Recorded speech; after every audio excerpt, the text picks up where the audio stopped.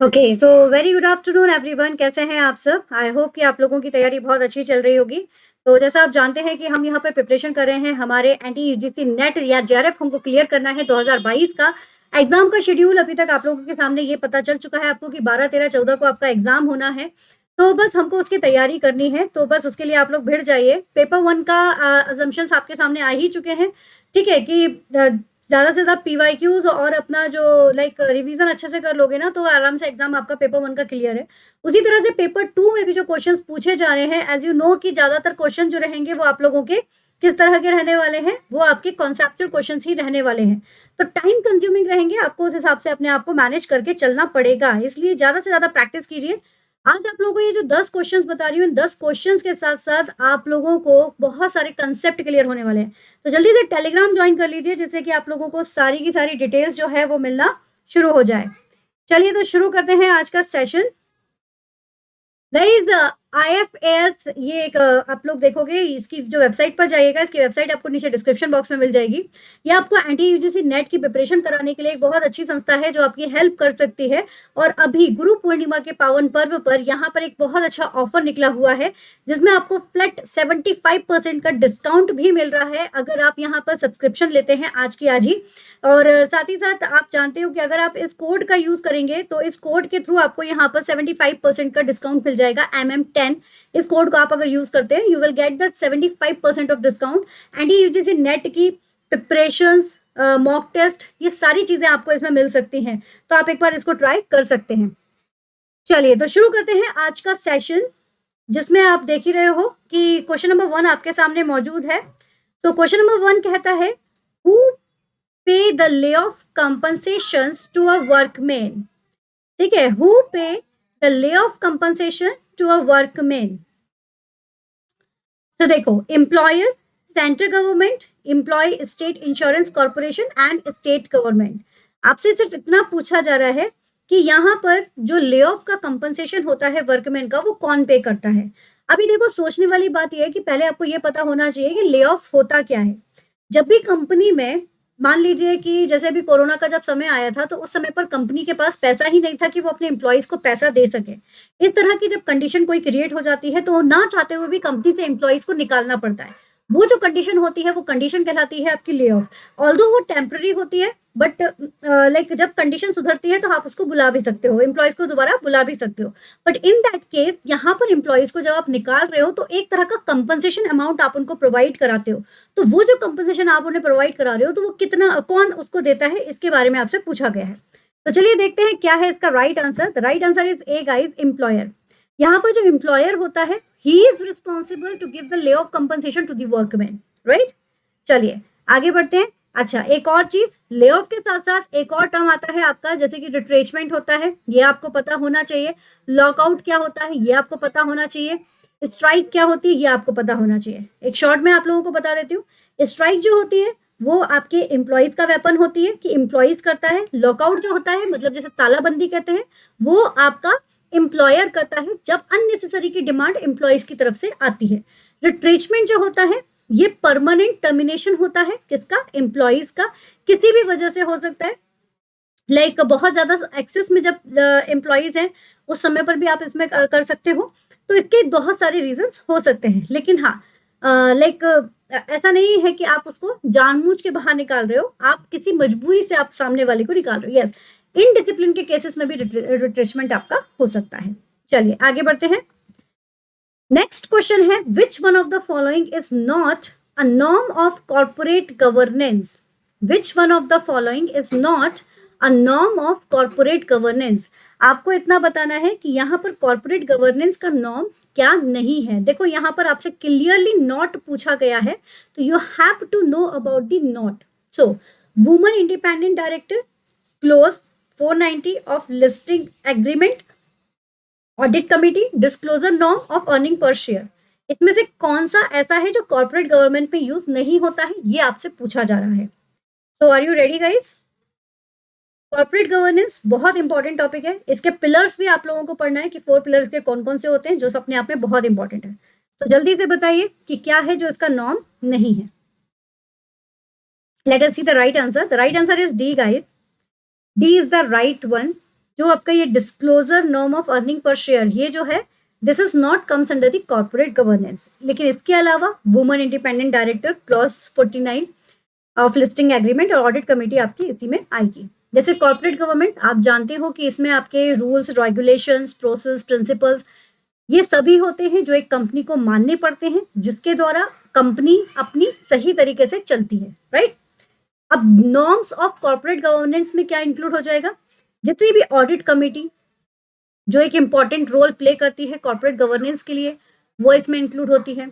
Women independent directors कौन होते हैं, जो कंपनी एक्ट 2013 के थ्रू मैंडेट होते हैं एक पर्टिकुलर क्लास के लिए, ठीक है ना, और एटलीस्ट वन वुमन डायरेक्टर उसमें मौजूद होना ही चाहिए, ये इसमें बताया गया है। तो वो है आपका वुमन इंडिपेंडेंट डायरेक्टर, है ना। तीसरा है आपका clause 49 listing agreement dealt with the complaint guideline for corporate governance. ध्यान रखिएगा, क्लॉज 49 में आपका कंप्लीट गाइडलाइंस होती है कॉर्पोरेट गवर्नेंस की। तो इन चीजों को आपको थोड़ा सा ध्यान में रखना है। तो कॉर्पोरेट गवर्नेंस में ये जो नॉर्म्स है वो ये सारे नॉर्म्स आपके इंक्लूड होते हैं। जो disclosure norm of earning per share जो होता है, ये आपका इंटरनेशनल अकाउंटिंग स्टैंडर्ड का नॉर्म है। किसका है, इंटरनेशनल अकाउंटिंग स्टैंडर्ड यानी कि IAS, ठीक है। ये आपका कॉर्पोरेट गवर्नेंस में नहीं आएगा, इसको ध्यान रखिएगा। इसलिए हमारा राइट आंसर है दिस वन। नेक्स्ट क्वेश्चन, ये देखिए थर्ड क्वेश्चन है। आई नो कि थोड़े से टाइम कंज्यूमिंग है, बट आपको अपनी प्रैक्टिस को बढ़ाना है, रीडिंग हैबिट को इंक्रीज करना है। Now in a contest of industrial relation, match the item of list 1 with the item of list 2. Choose the correct answer from the codes given below. आपको यहाँ पर इंडस्ट्रियल रिलेशन से जुड़ा हुआ कुछ मैटर दिया गया है, like conflict between managers and worker in normal and inescapable. Conflict अगर होता है तो वो कौन सी अप्रोच है। Both management and workers see each other as less reliable, वो कौन सी अप्रोच है। There is a power relationship between the two classes, वो कौन सी अप्रोच है। You have the three options, psychological approach, pluralistic approach and आपका Marxist approach. तो कौन सा किसको मैच करना है ये आपको बताना है। अभी इस क्वेश्चन के थ्रू यहाँ मैचिंग भी आ गया, दूसरा आपको ये भी पता चल जाएगा कि कौन सा किसको मैच करता है। इंडिविजुअली पढ़ लीजिएगा, कई बार पूछ लिया जाता है। So the right answer is b is the right one, ठीक है, b is the right one. Like conflict between manager and workers in the normal and inescapable, ये वाली जो अप्रोच होती है this is the puristic approach. ये आपकी this is the ये साइकोलॉजिकल अप्रोच।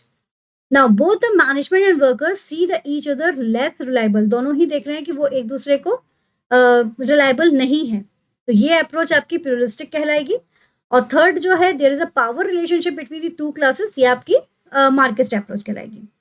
सामने ही दिया हुआ है, बस कंफ्यूज करने के लिए इतना बड़ा क्वेश्चन उन्होंने दे दिया है, बट सामने ही आपके आंसर्स मौजूद हैं। नेक्स्ट क्वेश्चन, अगेन यहाँ पर मार्केट सेगमेंटेशंस की मेथड दी है।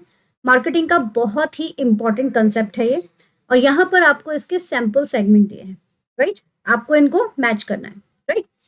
देखो, demographic, psychographic, benefits, behaviour, they are the segmentation method. Sample segments, self values, convenience, gender, loyalty. कौन किसको मैच कर रहा है, बस हमको ये पकड़ना है। इस तरह के क्वेश्चंस को सॉल्व करने का सबसे अच्छा तरीका होता है, आप किसी एक को भी जानते हो तो उसको पहले आइडेंटिफाई करने की कोशिश कीजिए, ठीक है, क्लियर। चलिए देखते हैं क्या है इसका राइट आंसर। तो राइट आंसर इज ए। अब यहाँ पर आप कहोगे कि मैम डेमोग्राफिक सबसे इजी था, लेकिन डेमोग्राफिक का जेंडर होता है, ये तो 3 में दिया हुआ है। कोई बात नहीं, अब दूसरे को सर्च करने की कोशिश करते हैं। साइकोग्राफिक, साइकोग्राफिक किसको बताएगा भाई, जो हमारी साइकोलॉजी को लेकर चल रहा होगा, तो ऑब्वियसली वो सेल्फ वैल्यू को लेकर चलेगा, ठीक है। अब आ जाओ बेनिफिट्स। बेनिफिट्स की जहां पर बात आएगी वहां पर हम कन्वीनियंस के बारे में सोचेंगे, तो कन्वीनियंस हो गया। बिहेवियरल के लिए हमारे पास क्या बचा, लॉयल्टी, क्योंकि बिहेवियर से जुड़ा हुआ है वो। है ना। जैसे कि किसी ब्रांड के साथ में आपकी लॉयल्टी है कि नहीं, मैं तो लक्स सोप परचेज करती आई हूं तब से, तो मैं लक्स ही परचेज करूंगी चाहे कुछ भी हो जाए। This is the loyalty for a brand. बस यही चीजें आपके सेगमेंट को क्रिएट करवाती हैं। क्लियर है? तो इसका ऑप्शन क्या हो जाएगा आपका? ए, है ना। अब आपको करना क्या है, सेगमेंटेशंस कितने टाइप के होते हैं, मतलब टोटल मिला के इस क्वेश्चन को पढ़ने के बाद एसटीपी पूरा पढ़ लेना। सेगमेंटेशन, टारगेटेशन एंड क्या होगा लास्ट? पोजीशन। ठीक है, ये तीनों चीजें आपको पढ़नी है, राइट। चलिए next question, this is also the important one. Question तो क्या सारे ही इंपॉर्टेंट है, 10 की 10 क्वेश्चंस आप लोगों को बहुत अच्छे से तैयार करने हैं। घुमा फिरा के कौन सा क्वेश्चन पूछ लेगा कोई नहीं जानता है।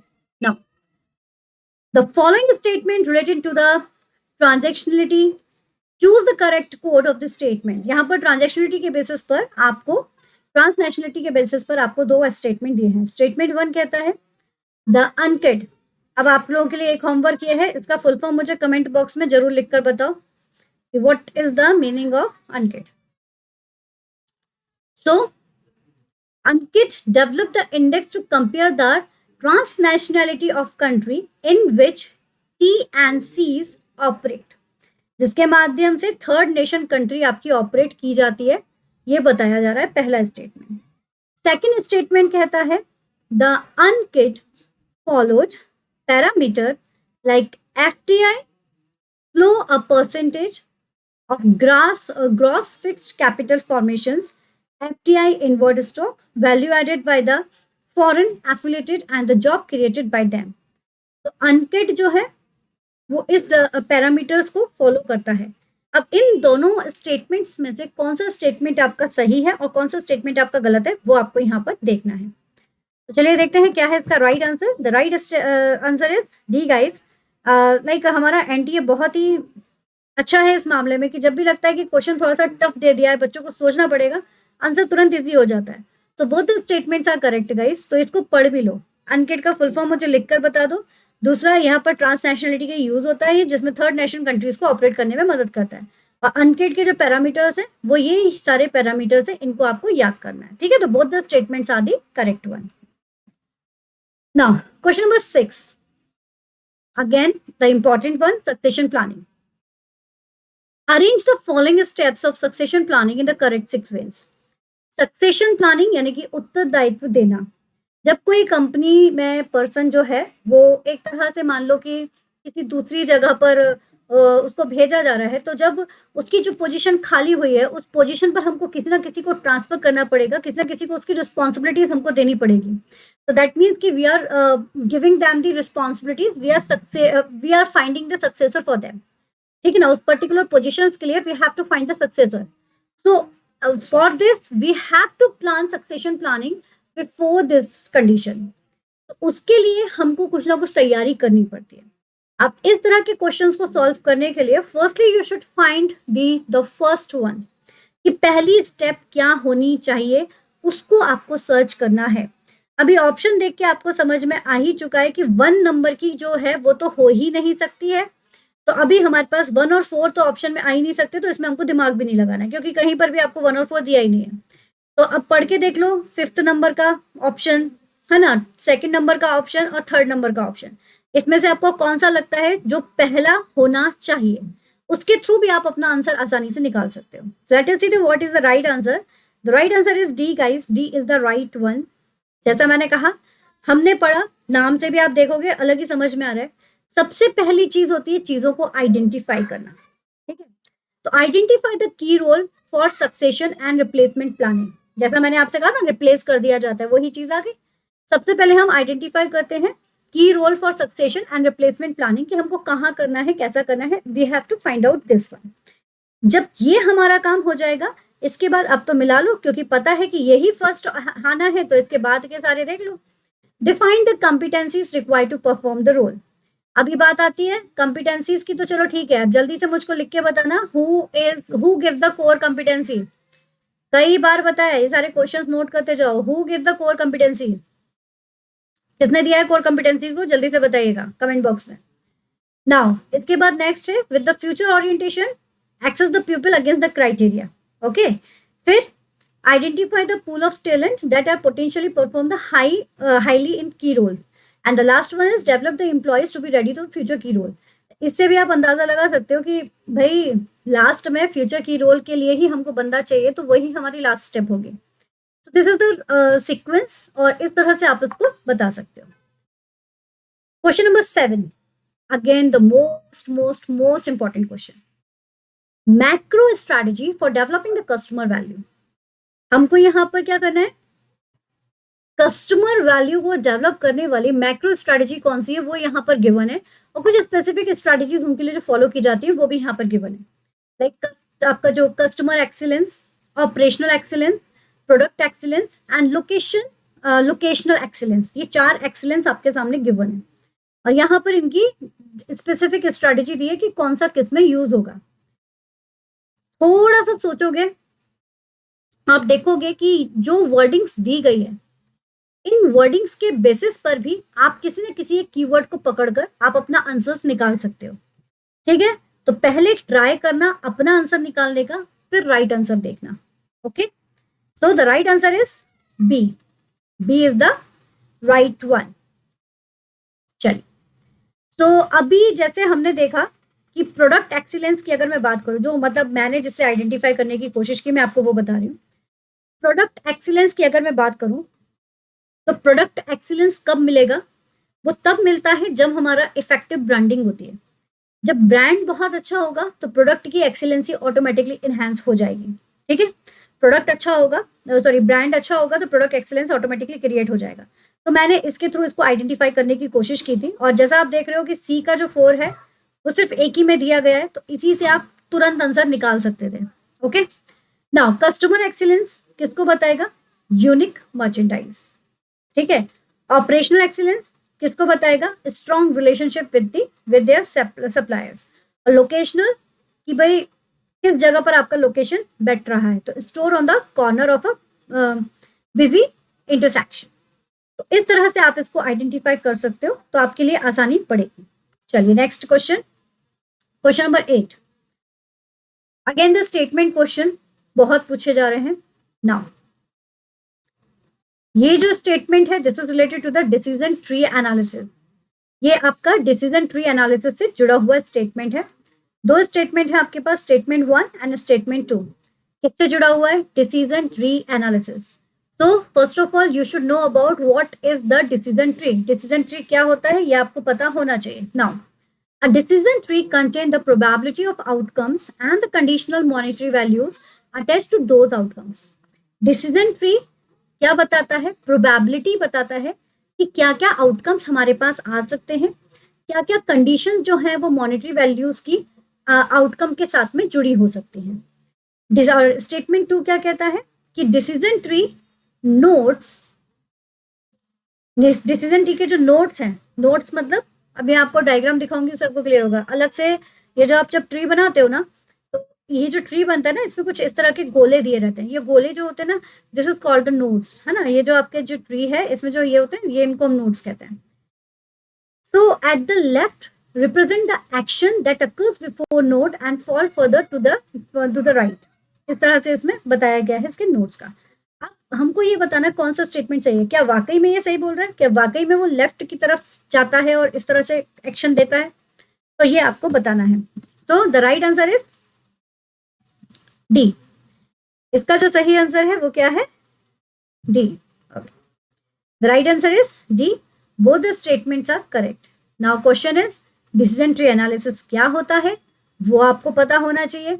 डिसीजन ट्री एनालिसिस किस लिए यूज किया जाता है वो आपको पता होना चाहिए. इसमें नोट्स जो है उसका डायरेक्शन क्या है, नोट्स क्या होते हैं, किस तरफ जाते हैं, ये आपको पता होना चाहिए. So both the statements 1 and 2 are the correct one. अब देखो यहाँ पर decision tree is a structure that is used and effective method of the decision making because it has to clearly lay out the problems, analyze the possible consequences of decision. Whatever the decision you have to take for your business, you make some kind of alternatives for your decisions. So this alternatives or this branches create some kind of tree. This branches create some kind of tree structures. This tree structure is called as a decision tree structure. For example, when you invest some amount, some money or some amount, some capital in your business, so in that case you can get the pass, you can get the fail, or you can get the neutral, like ना तो profit हुआ आपको ना आपको loss हुआ, तो कोई भी कंडीशन हो सकती है. If you fail then what options you have chosen, वो आप डिसीजन लोगे. If you are succeed then what kind of action you have chooses, and if you are not succeed, या फिर आपका जब अगर न्यूट्रल कंडीशन पे आ रहा है तो आप क्या डिसीजन लोगे. इस तरह से आपका ये जो ट्री है वो फॉर्म होता चला जाता है. So there are the 3 different type of notes. यहाँ पर 3 डिफरेंट टाइप के आपके नोट्स हैं. That is the chance, decision and end notes. In decision tree, nodes at the left represent action that occurs before node fall further the right. देखिए, ये देखो जो मैंने अभी आपको बताया ना, उसी का ही ये डायग्राम दिया गया है कि हम कैसे कैसे ऑप्शंस ले सकते हैं. क्लियर है? चलिए जी आगे बढ़ते हैं. Question number 9. कंसेप्ट नहीं समझ में आए, you can ask me in the comment box. We can take the different classes for this one, है ना. तो बट इनको अच्छे से पढ़ते चलना. Now the following statements are related to the technology transfers between the countries. Choose the correct code for the statements being correct or incorrect. So you have 2 statements, statement 1 and a statement 2. ठीक है, related to the technology transfer, related to the technology transfers between the countries. So अब आपको ये बताना है कि इसमें कौन सा आपको सही बैठ रहा है statement. The statement 1, import of techniques and machinery is the mode of technology transfer. जब आप टेक्निक्स और मशीनरी को जो इंपोर्ट करते हो वो टेक्नोलॉजी ट्रांसफर का एक तरीका होता है. या फिर technology transfer through the government of common welfare is considered as a free market transfer, is not the subject to patent law.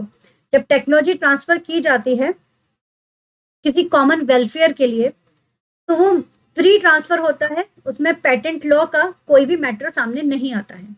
तो इन दोनों स्टेटमेंट में से टेक्नोलॉजी ट्रांसफर के केसेस में कौन सा स्टेटमेंट सही है ध्यान रखिएगा. They are asking about the between countries. Countries के बीच में जो टेक्नोलॉजी ट्रांसफर हो रहा है उसके बारे में बात की जा रही है. लाइक फॉर एग्जांपल अगर इंडिया और यूएस 2 कंट्री हैं, इन दोनों के बीच में अगर कोई टेक्नोलॉजी ट्रांसफर हो रहा है, but this is for like यहाँ पर जो पर्टिकुलर रीजन दिए उसके अकॉर्डिंग आपको बताना है. So the right answer is D. Again, both the statements are correct. देखो ये बात बिल्कुल सही है. इंपोर्ट टेक्निक्स एंड मशीनरी एक अच्छा खासा तरीका होता है टेक्नोलॉजी ट्रांसफर करने का. दूसरा, अगर कॉमन वेलफेयर की बात की जाती है ना, लाइक किसी भले के लिए हम अगर कोई काम करते हैं ना, किसी कंट्री के लिए किसी का भला करने के लिए अगर हम कोई काम करते हैं तो वो फ्री मार्केट ट्रांसफर होता है. वहां पर आपका पेटेंट लॉ जो है उसका कोई मैटर नहीं होता है. ठीक है, मतलब भलाई हर जगह प्रथम होती है, बाकी सारी चीजें बाद में होती है. ऐसा वाला मैटर क्लियर बताया गया. तो अपने लिए भी ये चीजें माइंड में रखना कि किसी का भला कर रहे हो तो अपना फायदा मत सोचो. भला मतलब सिर्फ भला. समझ में आ रही है बात? हाँ, लेकिन चीटिंग कराने में नहीं, लाइफ की क्लासेस के लिए. राइट, चलिए आगे बढ़ते हैं. Now the last question, question number 10. This is also the important one. Again यहाँ पर आपको असर्शन और रीजन 2 दिए गए हैं. ठीक है, given below the 2 statement, one label as a assertion and the other is reason. अब आपको जैसे assertion कह रहा है luxury brand command price premium and do not have a strong lifestyle component. luxury brand price premium होंगे लेकिन वो strong lifestyle का कंपोनेंट नहीं है, ऐसा इसमें बोला गया. इसका रीजन बता रहे हैं कि luxury brand do not require any specific consideration in how they are sold. Luxury जो आइटम्स होते हैं या जो ब्रांड्स होते हैं उनको किसी स्पेशल कंसिडरेशन की ज़रूरत नहीं होती है बेचने के लिए. वो ऑटोमेटिकली जो जिसको चाहिए वो ले लेता है. ऐसा रीज़न का कहना है कि इसलिए उसके जो प्राइस होते हैं वो प्रीमियम होते हैं. ठीक है, तो क्या लगता है कौन सा स्टेटमेंट सही है कौन सा गलत है? असर्शन रीजन का रूल आपको पता है.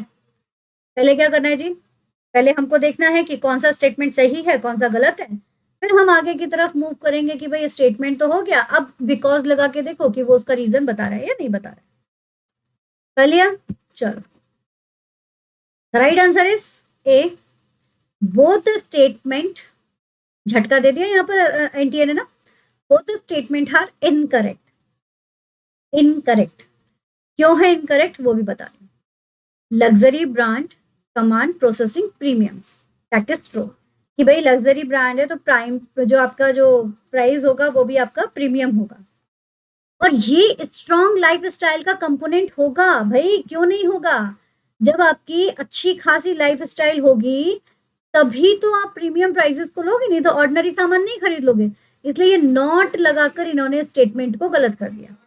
ठीक है, अब दूसरा देखो, strong brand enjoy customer loyalty, the potential to charge premium price as consideration। Strong brand क्या करता है कि कस्टमर्स की लॉयल्टी को ज्यादा इंजॉय करता है। और यहाँ पर इन्होंने क्या कह दिया कि उसे कोई भी स्पेशल कंसिडरेशन की जरूरत नहीं पड़ती है। भाई चाहिए ना, उसको भी लॉयल्टी चाहिए, है ना, उसको भी लॉयल्टी चाहिए। लॉयल्टी होगी तभी तो वो लग्जरी ब्रांड और ज्यादा सक्सेसफुल रन करेगा। इसलिए both the statements are incorrect. Okay, so this is all about today guys. ये था हमारा आज का सेशन और सारे के सारे बहुत ही महत्वपूर्ण प्रश्न हैं, इनको आप बिल्कुल भी इग्नोर मत करना, डिटेल में पढ़ना। जो जो मैंने कमेंट बॉक्स में आपको आंसर करने के लिए दिया है उनको भी जरूर करना। ठीक है, so thank you so much. Join the Telegram for the latest update. Video पसंद आए तो लाइक जरूर करो, शेयर करो, जितना हो सकता है अपने फ्रेंड्स के साथ में शेयर करो, क्योंकि सबका मैंने कहा ना भला करना जरूरी है। सब्सक्राइब कीजिए, फर्स्ट टाइम आए हैं तो बेल आइकन प्रेस जरूर कीजिएगा। चलिए टेक केयर, फिर मिलते हैं नेक्स्ट क्लास में। All the best, take care and keep study smart with the hard work. All the best.